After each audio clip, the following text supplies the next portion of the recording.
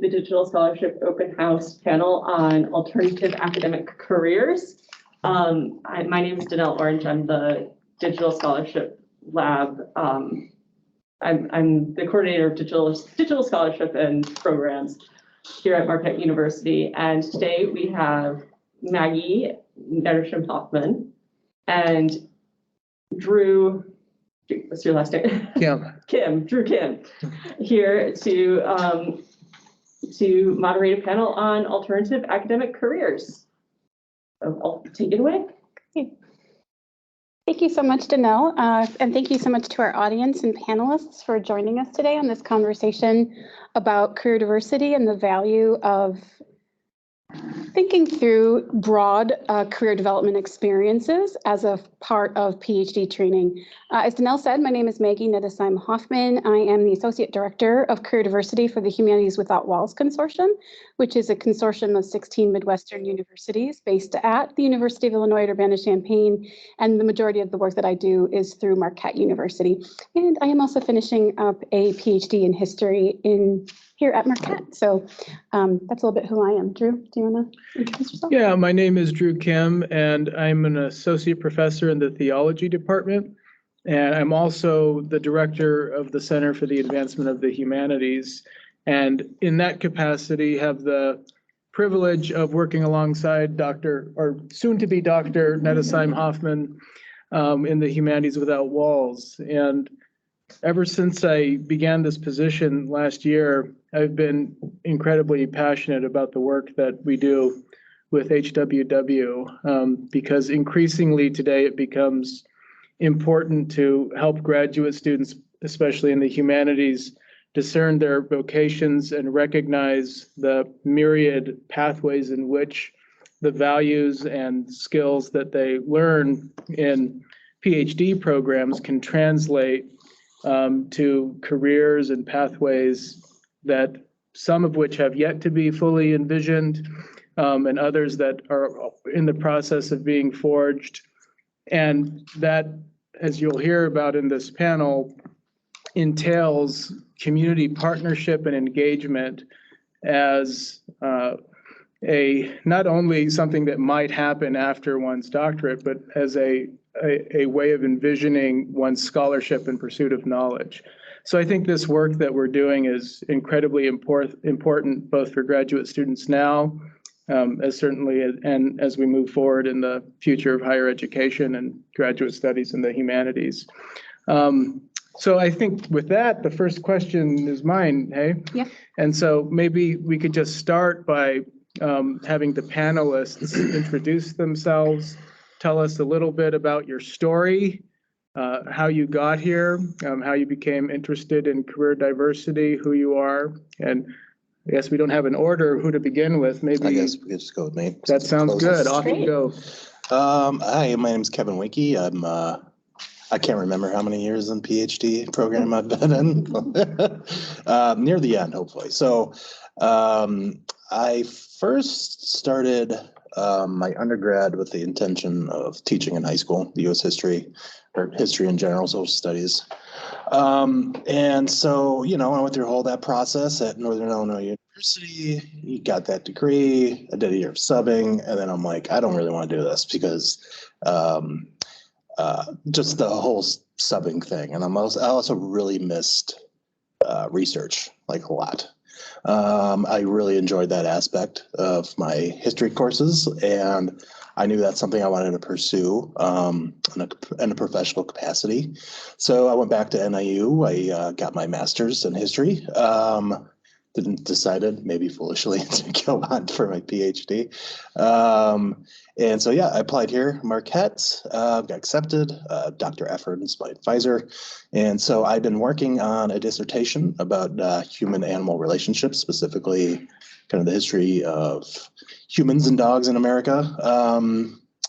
And so my dissertation follows kind of the late 19th, early 20th century, with urbanization, industrialization, and how that affects kind of how we see what or who belongs in these urban spaces and also rural spaces. And, how does that affect not just people, but, the animals around them.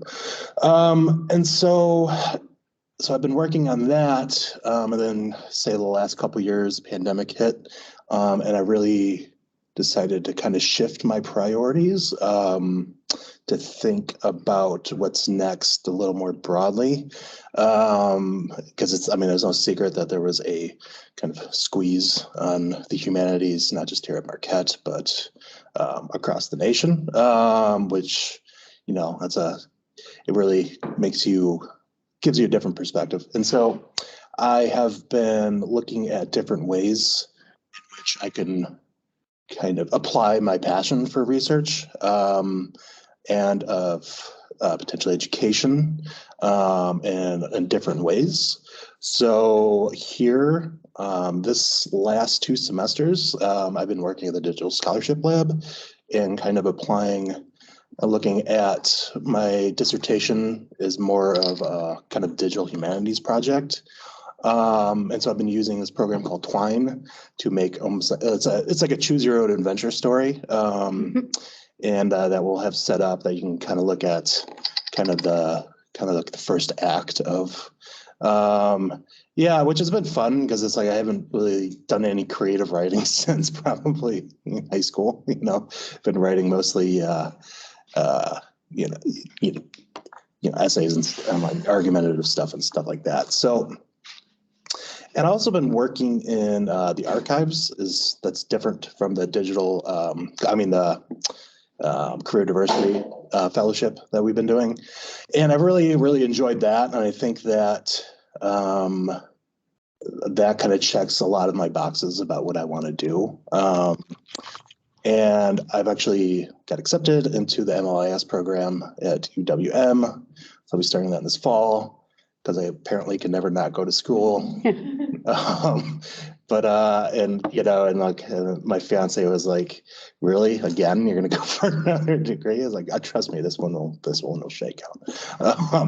So yeah, and that's where I'm here today. I think, I guess that I sound a little negative on my experience, and that's not intentional.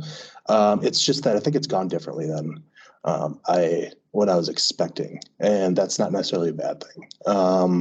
That's just something that, I think we all have to realize when whatever path we choose, if it doesn't work out, that doesn't mean that it was necessarily a failure, but more of an opportunity to try something else. And that's it. Thanks so much, Kevin. Ben, the next. My name is Benjamin Lindsey. I am the program coordinator for Humanities Without Walls here at Marquette. I also serve as a senior graduate researcher for the Center for Urban Research, Teaching and Outreach, and the video producer and editor for the Institute for Women's Leadership. So as you can tell, I have my fingers in a whole lot of pies. And despite my fresh young appearance, you can probably tell that I am a non-traditional student. So how I got to this particular moment is a story in and of itself. I will keep it relatively short. I had a career before I went back to university, having failed out my first time through because I decided that things other than academics were more important.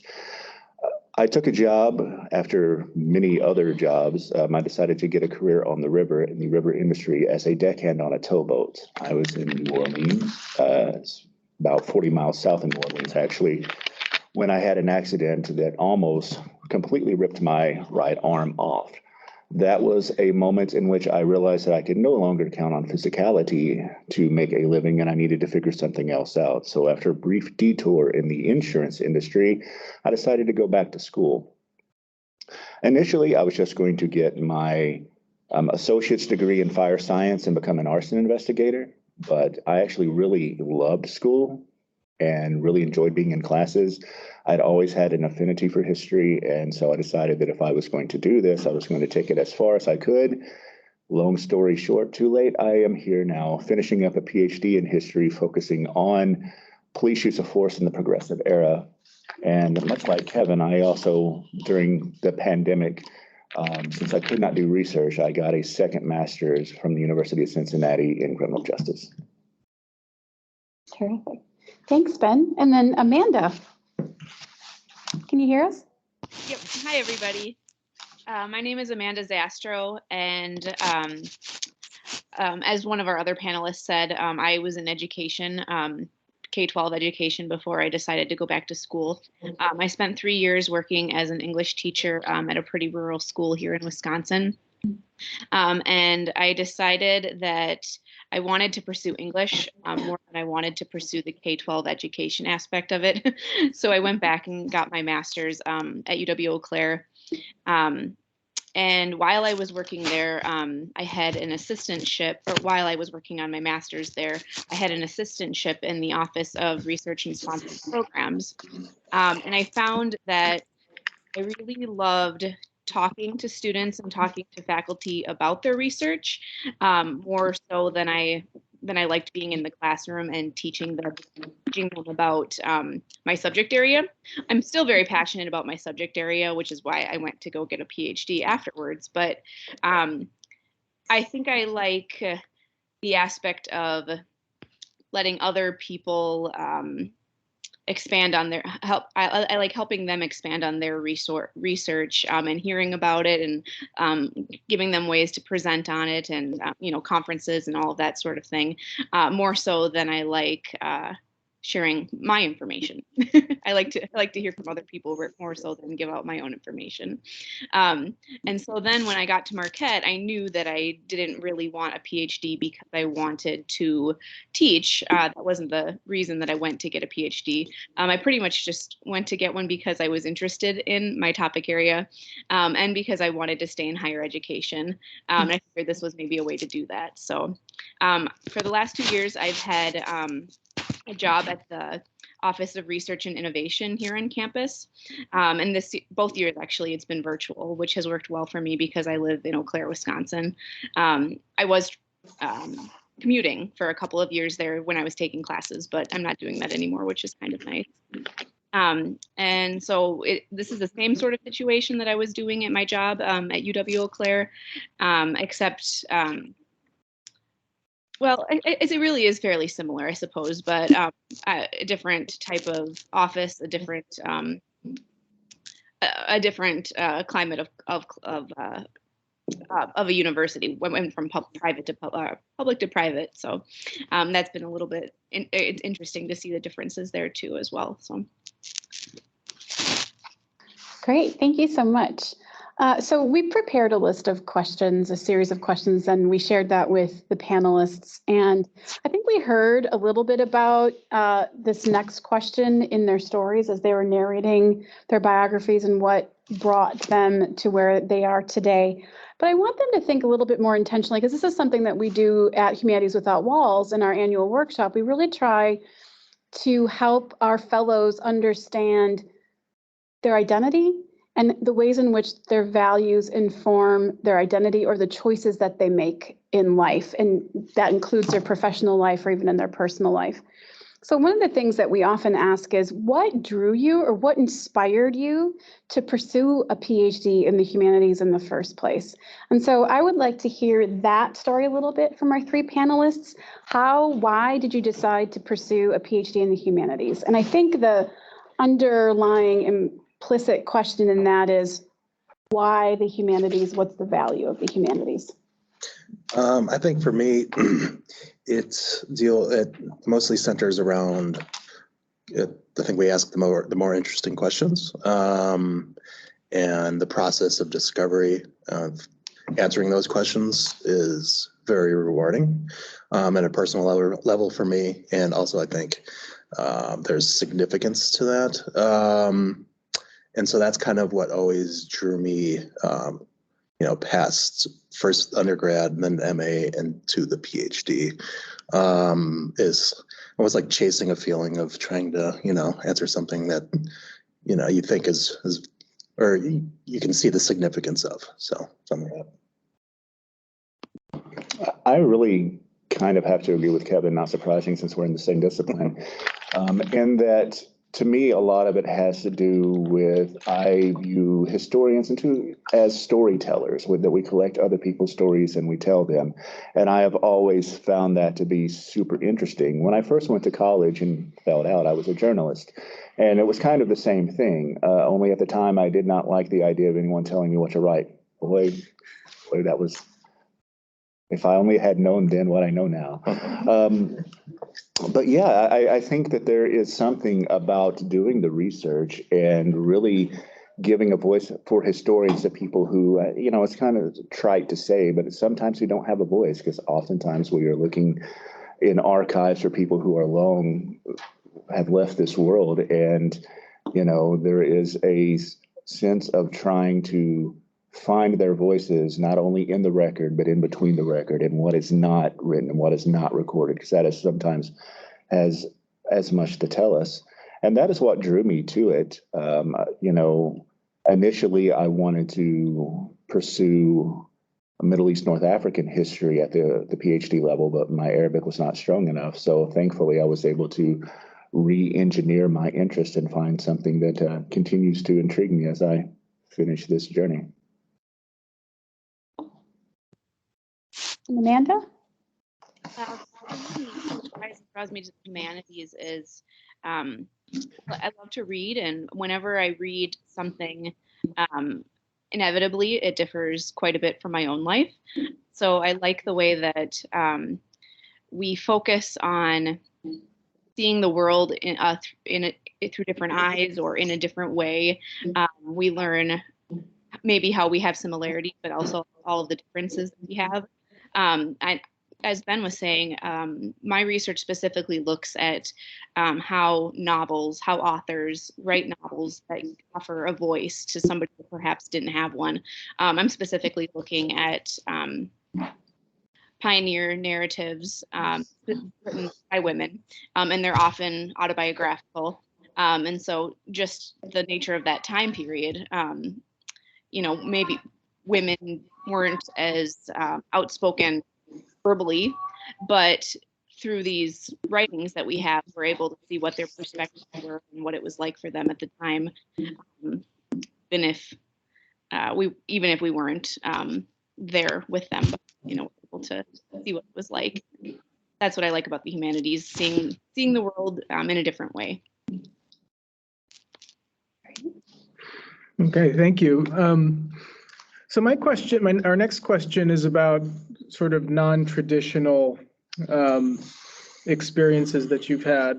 Because, in the traditional sort of PhD pursuit, you take a bunch of courses and then you lock yourself away in a library to study for comprehensive exams, and then you finish those and then lock yourself away in a library again to finish a dissertation. But one of the things that we're trying to emphasize is the significance of non-traditional experiences, both leading up to and throughout your doctoral studies. And so could you talk maybe a little bit about what those non-traditional experiences have been for you and how those have influenced your professional development? I'm very traditional. That's my experience. And I think at these last couple of years, I've kind of realized that, and I've been trying to, diversify my experiences. I mean, I guess I worked at a bar over the summer, but so if you need, that can be a part of professional development. Well, we're always hearing. You know how to change money, budgets, yeah. Customer service, empathy, listening. I've got some stories I could tell about that. Storytelling.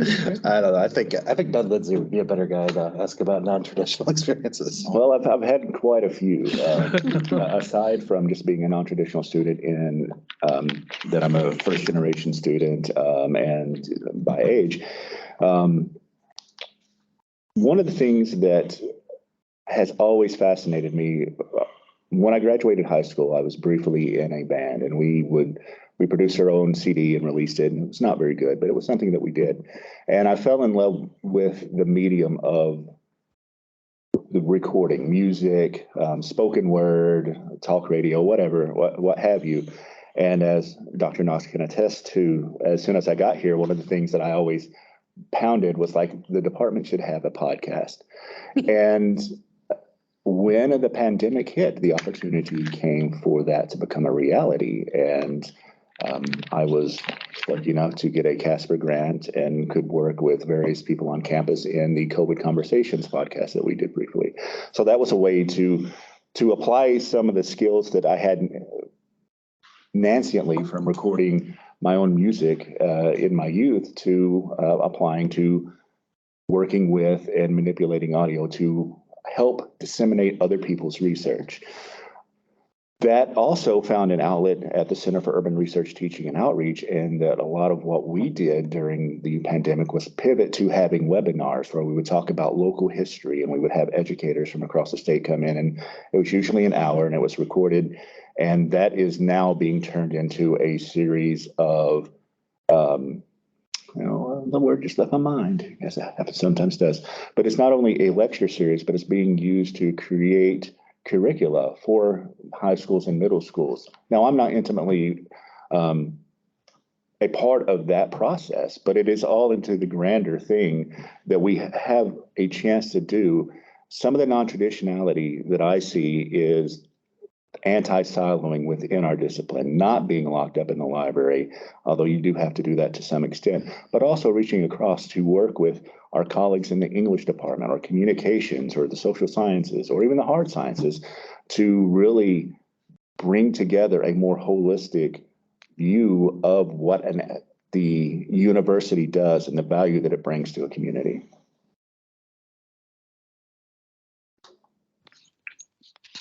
Yeah, so as I was saying, some of my non-traditional experiences have been still academic based because I've been working on campus, but in both my job at UW-Eau Claire and my job here at Marquette, I've realized how many of my skills in the humanities I've been able to use in these differing areas around campus. So specifically at UW-Eau Claire, I spent a lot of my time working on this giant undergraduate conference that we would put on in the spring. And so that was a lot of humanities skills. I put together an entire booklet of abstracts. I did a lot of the advertising, and so that includes, writing up script of how am I going to best portray what this event is to the public as well as to our students here on campus. There was a lot of techie things too, like and those sorts of things. And then another aspect of my job was creating videos that would show. Undergraduate research was a very big thing at UW-Eau Claire, and so we had this money from each student tuition that specifically went towards them doing an undergraduate research project with a faculty member. So we had to organize that system, and we wanted to create videos that would show the students how to go about each of the steps. And so I was in charge of the videos for that. So I had to do in-person interviews, video editing, also like interacting with the public. And there were different research projects that had to do with on campus, but also out in the community. And so kind of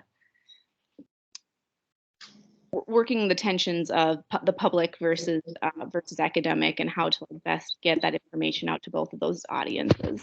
And I do a lot of the similar type of things here at Marquette too. I do website design and advertising and that kind of stuff too. So a lot of humanities skills, writing, rhetoric, argumentation, like that sort of thing, in non-humanities type jobs that I've had, and that I hope that I can keep going on with in the future. Great, thank you so much. I think the next question we wanted to talk about or hear a little bit more about, since both Kevin and Amanda last year and Kevin this year are on the career diversity assistantships that the grad school offers, and Ben has had career diversity assistantship-like experiences on campus working for IWL and CURDO and now HWW. We're curious to hear you talk a little bit about what those experiences are like. What is it that you're actually doing for the work that you're doing? Amanda, if it's at the Office of Research and Innovation, Kevin here in the Digital Scholarship Lab, Ben in your variety of different experiences that you've had across campus. But additionally, in thinking through how those experiences can shape your growth as a professional and as a scholar going into the future once you finish your PhDs at Marquette. So yeah, I talked about the digital project I'm doing, and I think that's only part of the experience. The other part of the experience as someone that wants to get into library sciences is seeing the different mechanisms of a library. It's it's been really interesting, and it's not something I ever thought about a library in the way that I have a different perspective now. It's just like it's like an entity within the entity of the university. It's, you know, it has a lot of moving parts, and you know, there needs to be like communication between those parts, and kind of seeing how everything fits together has given me kind of different perspective on kind of institutions. And so that's been that experience, along with just the kind of transforming, you know, kind of a traditional dissertation into a digital humanities project, along with that, I think has been very valuable. Could I just say something quickly? I think what you just articulated, Kevin, this idea that as a part of this PhD training and the experience that you've had this year in recognizing the bureaucracy of the university, I think that's a critical element as we think about PhD training and that reform effort for all PhD students, right? I mean, I feel like I could do a dissertation now on navigating not just one institution's bureaucracy, but 16 universities' bureaucracies and a foundation. And I just think that has to become a part of, right? Especially if we believe, and I still believe this, right? At HWW, we call ourselves career agnostics. So we think that as long as we're prioritizing whatever the individual student wants to do, which could include, becoming a tenure track professor. But if you want to be a tenure track professor and a faculty member, then you absolutely need to know how that bureaucracy functions and how the administration operates. So I just wanted to thank you for expressing that, Kevin, because I think it's something that PhD students don't really have a chance to understand outside their departments until they get into these experiences. Yeah, it's like we're not part of it, but we're subjected to it. Exactly. Yeah. So thank you for that. That is essentially what I would say too, is learning to swim through the bureaucratic red tape that is necessary in order to accomplish the goals of the university and of the departments. In my current roles, a lot of what I do is navigating Marquette's Coupa system, or the payment system, which is my favorite thing to do in the entire world, but it is a necessary part. And as both Kevin and Maggie have stated, if you are going to wind up in a faculty position, the chances are, especially if you're at a small liberal arts college, that you're going to be called to put on a lot of administrative hats, and having an understanding of what it means to be an administrator before you are thrown to it is very beneficial, I would say. There is also, I have, through my various things that I've done, developed community relationships with the Milwaukee Turners, Block, and several other groups. And then having that outsider's perspective of the university is also very helpful, especially when you are in an urban center and, are needing to develop these relationships. I guess that is the ultimate takeaway, is that it's all about the relationships, whether it's internally with the various business departments that you have to facilitate with to get anything done administratively, or with the community and trying to build programming.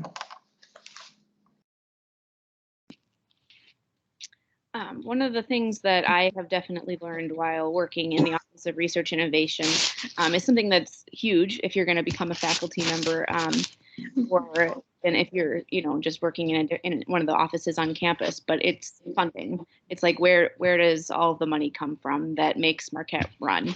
And so we spend a lot of time dealing with that.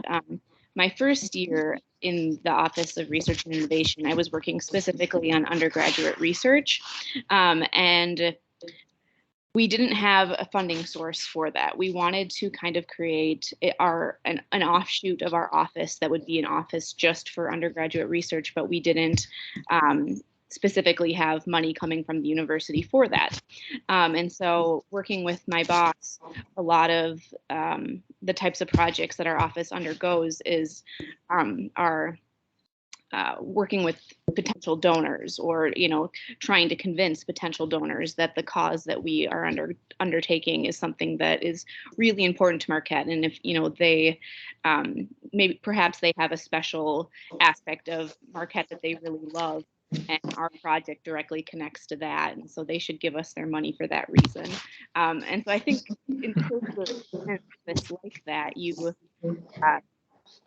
kind of forget that money makes the university work, just because you're a student and you're very focused on what you're studying. But yeah, we would not have like any of these things that make Marquette great if we didn't have the money that was coming from often donors. And so that was definitely something that I learned while working in that office.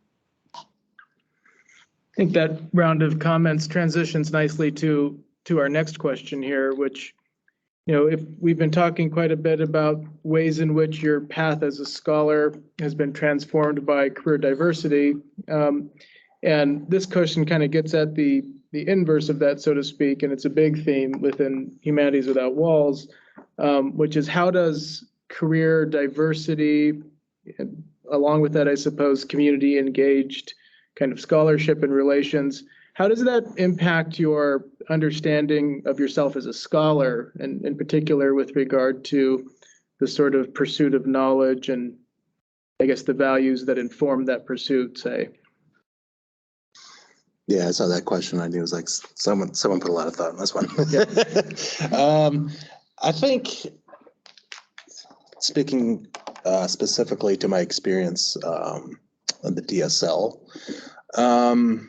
I was reminded of a past Clement lecturer, Dr. Stephen Barry, came in to talk about Edgar Allan Poe, but he did a digital project. It's called CSI Dixie. It's like all these coroner reports from South Carolina that he digitized and that you can go through. And I remember we did kind of a one-on-one talk between him and the graduate students, and he talked a lot about kind of like, so he's got this box of stuff, right, of these coroner reports, and you could make a dissertation out of that, of course, or write a book. But he decided, this requires something different, like a digital database. And so I bring that anecdote up because the reason I was reminded of it is because I think that this different experience that I've had has shown that I think a lot of ways that people in humanities don't know what they don't know. Specifically when it comes to digital humanities, and like kind of the tools that are available. So when a traditional historian gets a box of stuff, they're not really thinking as broadly as they maybe could about what format that story should be told in. And my own dissertation, it's not like I'm going to this is going to be my dissertation that I would present in front of a community, this choose your own adventure story. But it is I'm doing, like, the story that I'm writing is about a dog's time in Milwaukee circa 1900, right? And using kind of the point of view of the dog, I mean, that's who you're taking the role as. I can show a little bit more of potentially the agency of the animal, or how these things like race and class affect an animal. They have no concept of these things, but they still affect their lives. And so I think that to plug the Digital Scholarship Lab, I think that people in humanities should think about how future projects or their current project can be adapted in different ways to produce knowledge. I think that's good.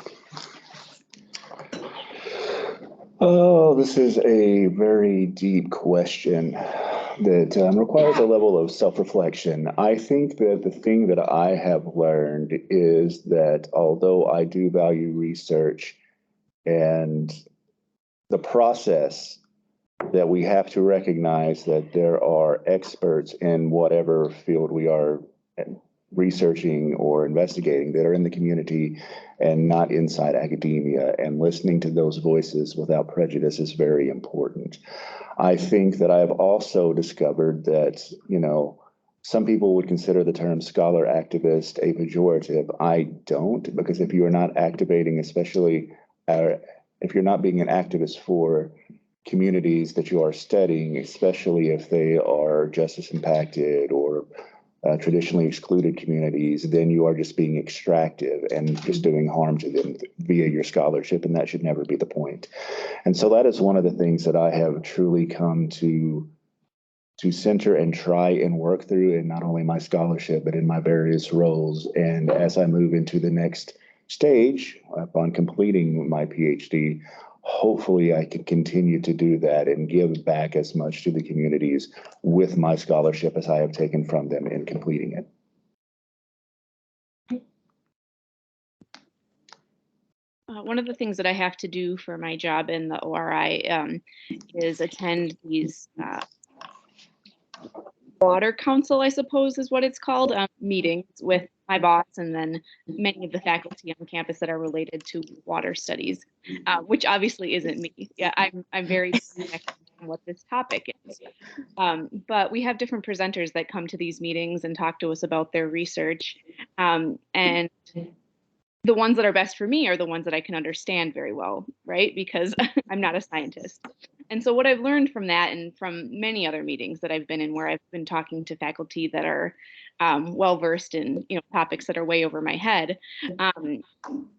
it's important, and this kind of goes along with what Ben was saying too about how we are really passionate about these topics that we're writing about, but if we can't translate it to the outside world, however you want to term the community, then the topic really doesn't matter as much as it would otherwise.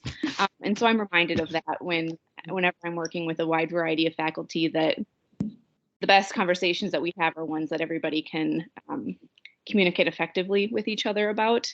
But then on another note, I also hope to continue as a scholar by making scholarship of some of the topics that I'm working on in the RI as well, in addition to my English topics. So I'm working with the person that runs the 707 Hub. We've been working on creating programming. And one day we hope to be able to write a paper and maybe go to a conference and present about it. I think that working in these diverse areas might just change the way that I'm a scholar in terms of topics and in terms of passions that I might come across while I'm doing that job.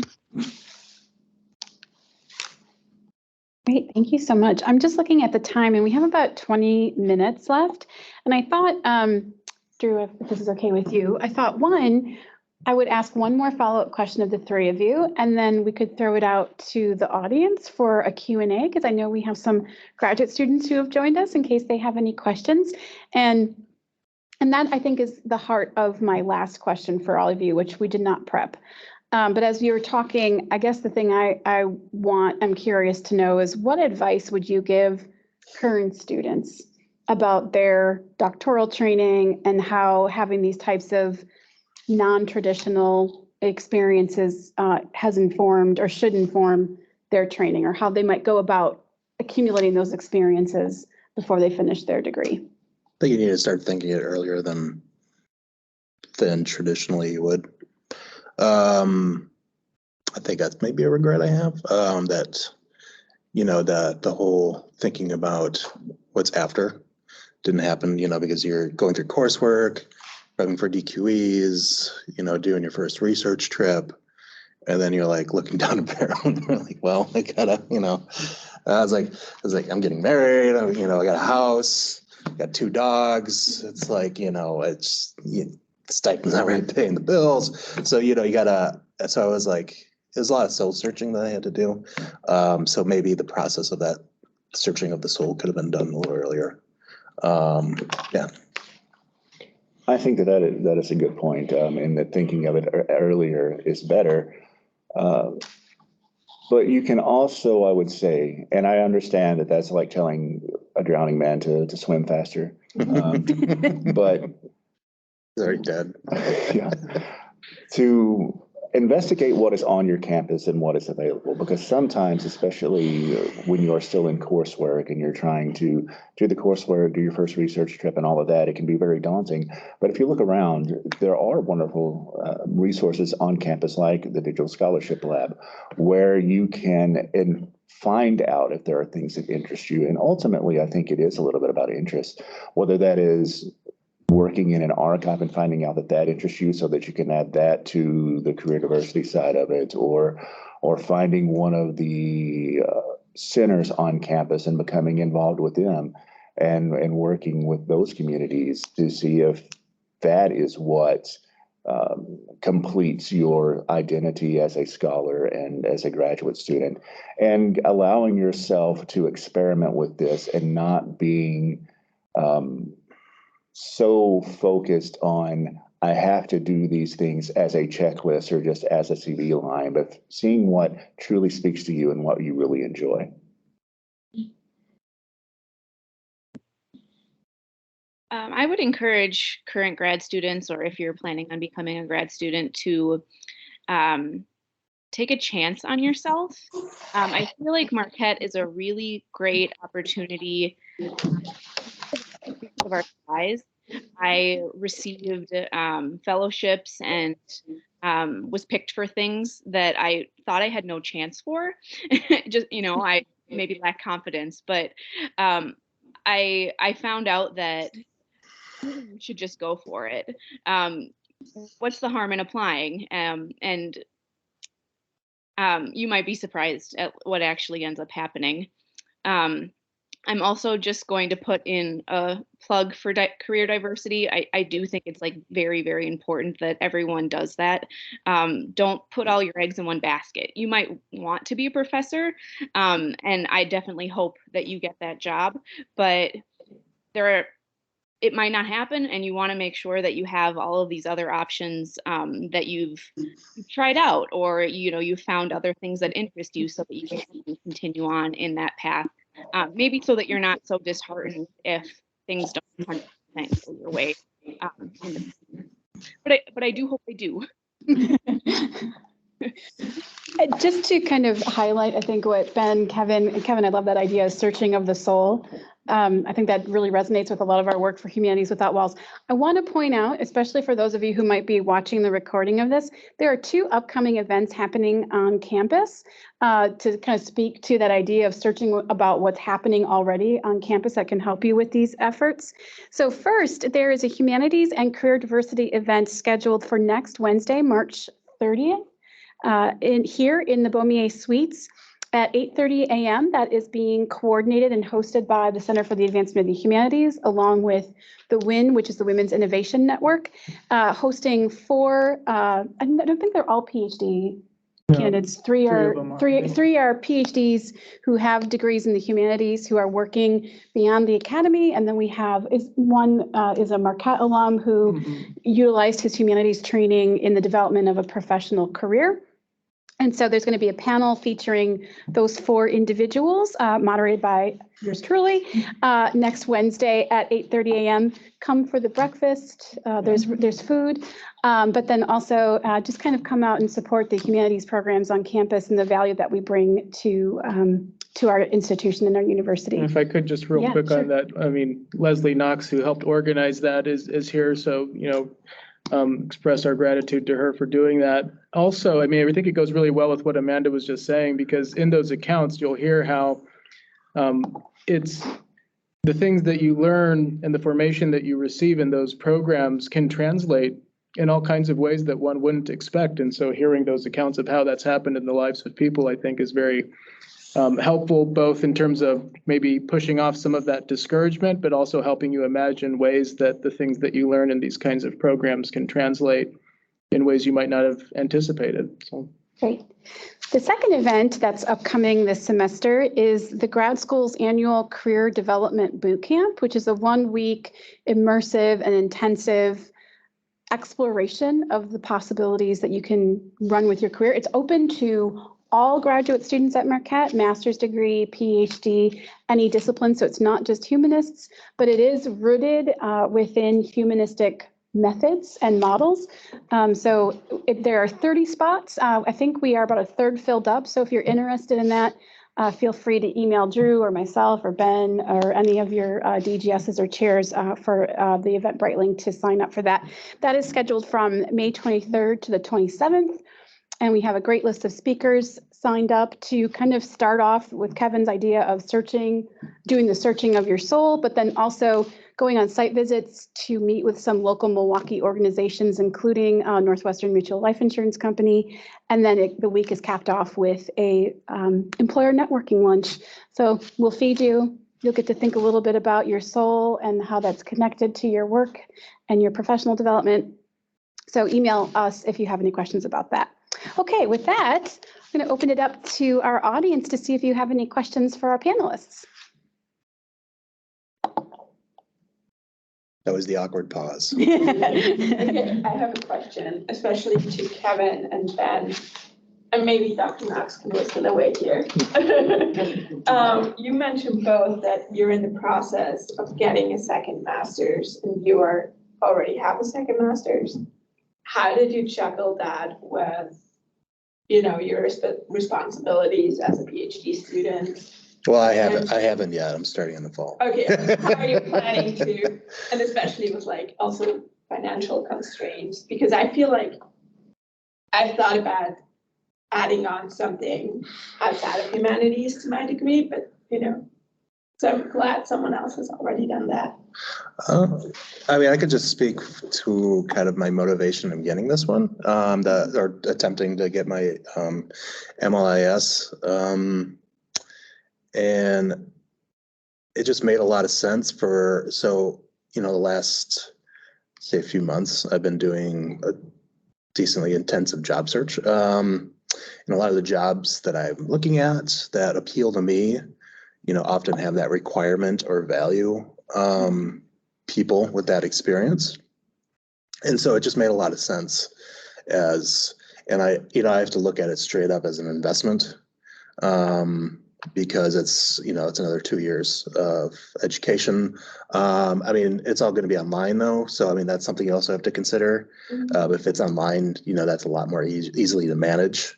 And also it's just like, if you've gone this far in your PhD, you've done your DQEs, you've done the coursework, another MA is not that I think it's going to be easy. It's just I know what to expect, and I know what kind of work that's required to go into it.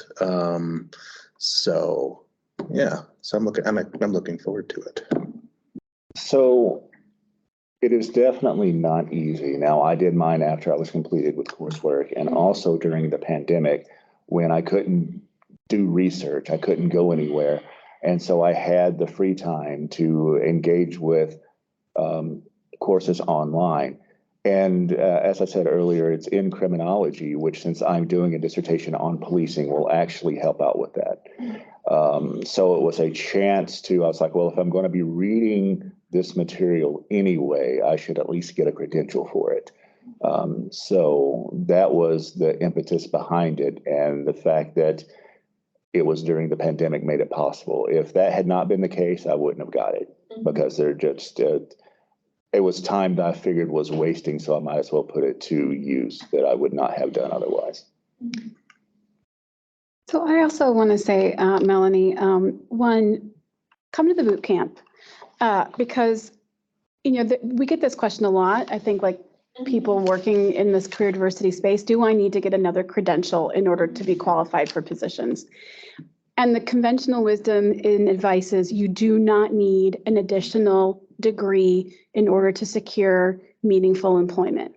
And it's a question of how do you articulate the value of the experiences you've accumulated while working on your degree in a way that is persuasive to a potential employer. So I think that's one of the values of things like the boot camp or the HWW workshop, or even meeting with career services and having these types of internship experiences.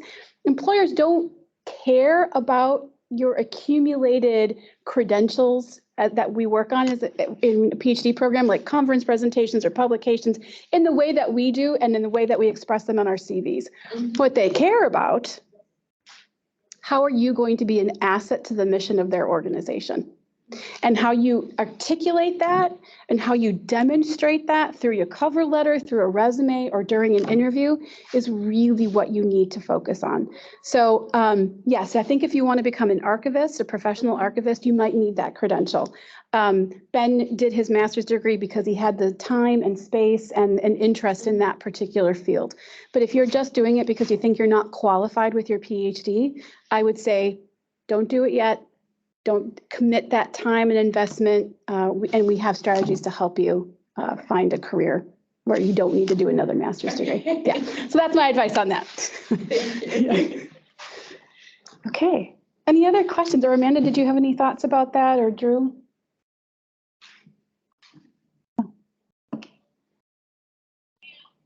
I'm definitely all for not doing additional masters. Great.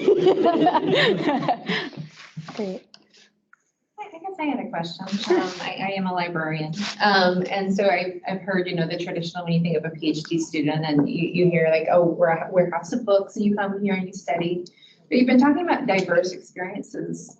How would you recommend from our perspective to promote that to grad students in the humanities? Yeah, that's a great question. Does anybody, Kevin? Do you That's a good question. That's my answer. I'll take a stab at this because I worked in the library as well.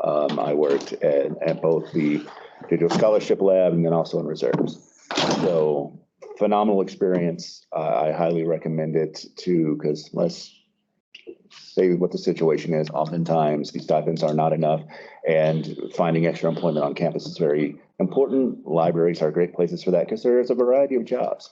And I think, honestly, aside from for people like Kevin and myself who are in a department and are working in a library, it can be incumbent upon us to let other people know not just about the job opportunities, but all the stuff that is here and available.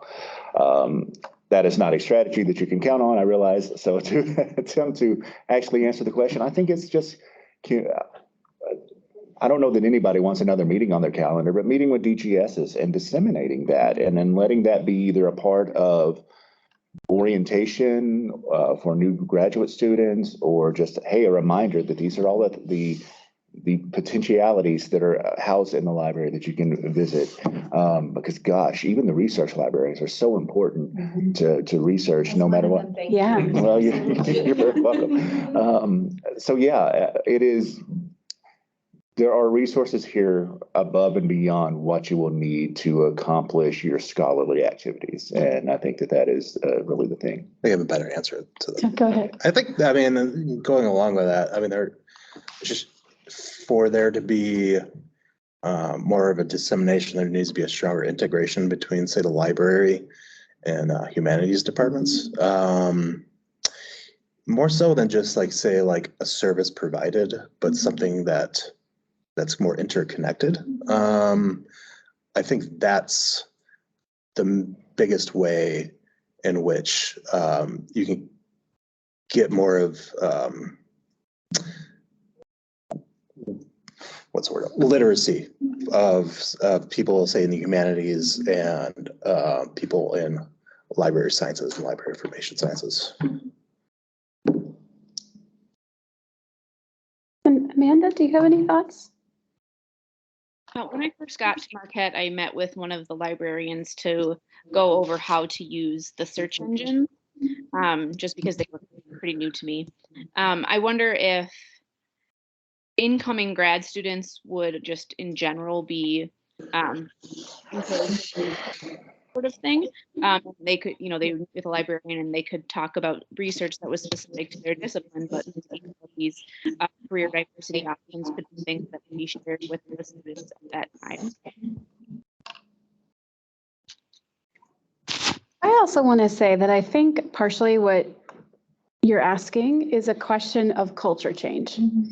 And that's ultimately, I think, part of HWW's mission is, right, we take seriously the without walls part of our mission.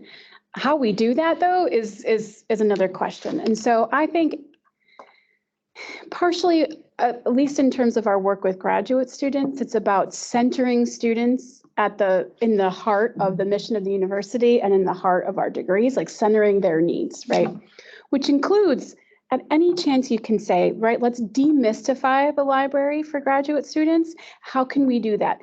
And I would say right now that I'm working collaboratively with the center and with the grad school and with Humanities Without Walls, and I'm housed in the grad school, let's put on some type of event that the grad school can centralize and coordinate along with the center or other centers and institutes on campus, whether it's IWL or CURDO, to have maybe some type of library day for graduate students. That's like an open house like this, like the Digital Scholarship Lab open house. So I think reach out to us, let's talk about that and strategize. And, I think the second thing is one of the things that the grad school is trying to work through, then there's a task force in relation to this, is to think through, should there be a core curriculum that all graduate students should take, right? Regardless if it's the humanities disciplines or STEM disciplines, things that would teach them about university bureaucracy. How do you manage a grant? Thinking about budgets. How do you conduct research in a library? And so I think that's another way that we might, that I think I would encourage the library to have conversations with the grad school as they start to think about that core curriculum work. Yeah. I just totally second Maggie's thoughts there, especially with regard to the I think the greater coordination between the library and our Center for Teaching and Learning, the CIFA, peacekeeping, CURTO. I think the more that we can sort of coordinate a coherent message, the greater visibility will be achieved to what we're doing. Because sometimes I think students receive it, but they receive it kind of piecemeal from different places, and that creates a sort of confusion, or information overload. So I think the more coordinated we can be in our messaging, absolutely. Okay, I'm just looking at our time here. We are 2 minutes to the top of the hour. Just wondering if anyone has any additional questions or if our panelists have any additional thoughts that they'd like to conclude the session with, or Drew, if you have anything that you want to say. I would just thank everybody so much for being here. This is really important in the work that we do. And, when I was doing my PhD a long time ago, career diversity wasn't, in my vocabulary. And I wish it would have been. And I think especially given the situations that higher education and the humanities in particular are facing, I think the value add that it has for graduate students is significant. So any efforts to draw attention to that, I think, are very much welcome. And so I thank you for being here and listening and participating in that. Panelists? Thank you.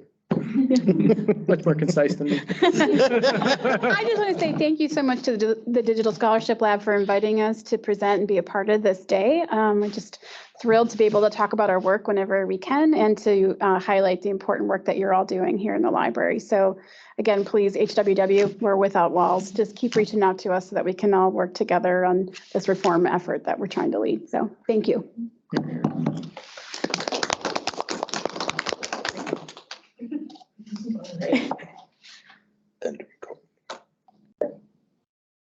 So that's the end of the meeting. Stopping the recording.